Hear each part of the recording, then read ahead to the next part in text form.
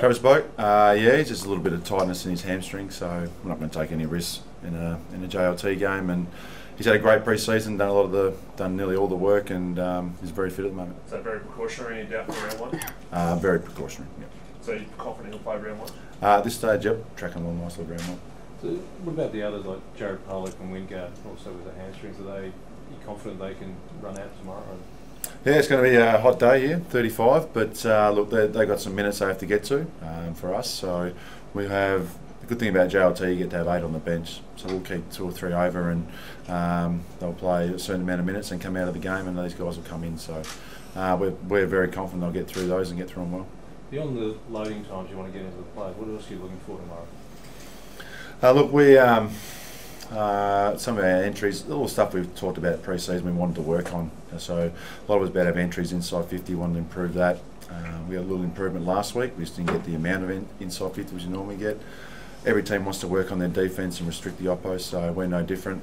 And it's great we get to play on our home ground where we train all pre-season and get to play the Crows. And Tom Rockcliffe, happy with his progression? I know he's not playing tomorrow, but going along nicely. Yeah, he'll do some match sim over the next week and a bit, so he'll get a full week of training in and start really preparing for round one. And look, he's tracking along really nicely at the moment. And I know he's not playing in round one because he's suspended. Does that make it doubly important for Robbie to play tomorrow to get some conditioning?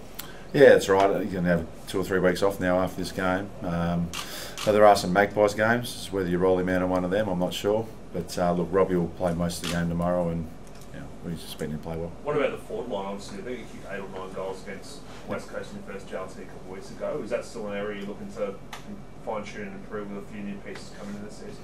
Yeah, we're still all getting together as a group and gelling, working out how each other plays. Obviously, Charlie was pretty good again last week, and Robbie was a bit quieter than he has been in the past. But you throw Watts into that mix, Motlop, Aidan Johnson hasn't played much footy, so we throw some new players in. Todd Marshall plays this week as well. So it's going to be great for our club to get all those guys playing. Our challenge is coaches to get them playing well together. Do you know your ideal balance of tall forwards and small? Because you've got probably 4 taller forwards that could potentially all line up, but I suppose they can get around the ground a little bit. Do you know your ideal balance? I suppose when we kick 20 goals, we've got our ideal balance. But look, we got some talls. You know, if you look at Richmond last year, they played 1 tall and a lot of midfielders and small pressure players. I don't think we'll go down that path. We've got some tall players that we think can add to our forward line and help us kick big scores. So we'll keep mixing around with our mix and make sure we get it right. Brendon, just on last night, you obviously played under Choco, and he was an amazing coach of this footy club. Can you just tell us what it was like to play under him, and the award that he received last night is obviously a significant thing? Yeah, it was a great honour. I knew 3 of them really well. Bobby Clayton, everything that was said about him last night is spot on. One of the nicest people you can meet in football. Choco, I've been in football 21 years, I think, and I've been with him for 18 or 19 of them. Just can't get away from him. But look, that was great honour for him and the family last night, and you saw how emotional he was. And I said before, I've never seen him cry. So for him to get that emotional about the club he loves is great for the club. And obviously Treader's a legend. If he played in Victoria, he'd be a lot higher status than what he is here. What was he like to play with Treader's? Like, you're obviously great players together in a fantastic team. What made him so good? Like I said last night, he was very hard to stop when he was on the lead. He marked the ball really well, but I think for him, he was 6'4", and the ground balls, he'd never fumble a ground ball. He could pick it up and turn on a dime, and even when he had his bad knees, he could still do that. So for a key forward to be able to do that, that was good. And his goal kicking was pretty good too, wasn't it? So. Brendon, there's no points on the line tomorrow, but is it time that you gained a bit more pride in showdowns against Adelaide after what's happened in the last 3 years? I've only been here for 1, but we did lose twice to them last year. Yeah, that's right. I think we've lost 4 or 5 in a row now. It's funny that showdowns work a bit like that.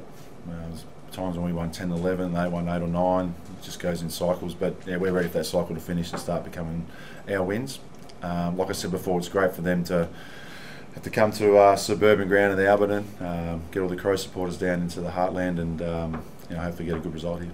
It must be nice to be able to play a game out here and reward the local fans around the footy club. Yeah, not just the fans, the community as well. The local community around here, they love Port Adelaide. Local businesses, be someone's show tomorrow, so that's going to be great for the club, and to have all that come to Alberton, hopefully get a big crowd, hopefully get a good game to go with it. How do you balance it up? the need or the want to beat the Crows and the fact that it's a practice game?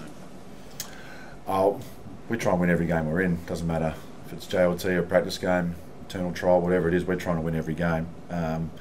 For us to play against the Crows, it's just an added bonus, I suppose, that they've got the Woodovers for the last 5 games, but we think we've got some things in place to help that and to fix that. And like I said before, then to come down the road and to play here will be great for us, and hopefully be great for them to experience it. No, you mentioned a lot of individuals. I'm sure you don't want to talk about too many more injured individuals, but Pollock hardly did anything out there today. Any doubt to be held out tomorrow, or he'll play? No. We have 5 or 6 guys that don't train 2 days in a row. Every club has that. We were seen today, but 6 or 7 walking laps, so they're all fine for tomorrow and ready to go. So Polly trained yesterday? Yep, flat out. Was Jack Watts a bit sick last night? Is he all right to play? Yeah, he's fine. He actually trained today as well. I think he had a bit of a migraine, so we thought it was gastro, but he actually had just a migraine, so he gets that from time to time apparently.